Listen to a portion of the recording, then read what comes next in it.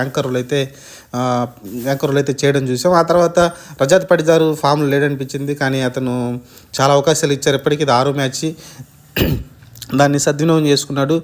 ఎందుకంటే ఇది ఇంతకుముందు మ్యాచ్లు అన్నీ ఫెయిల్ అయినప్పటికీ దీనిలో చాలా ఫాస్ట్గా అయితే 200 పైన స్ట్రైక్ రేట్తో అయితే ఈ మ్యాచ్లో అయితే మంచిగా ఆడడం చూసాం. చాలా బ్రిలియంట్గా నాకైతే ఆడడం చూసాం. 150 పరుగులు చాలా ఫాస్ట్గా చేశాడు.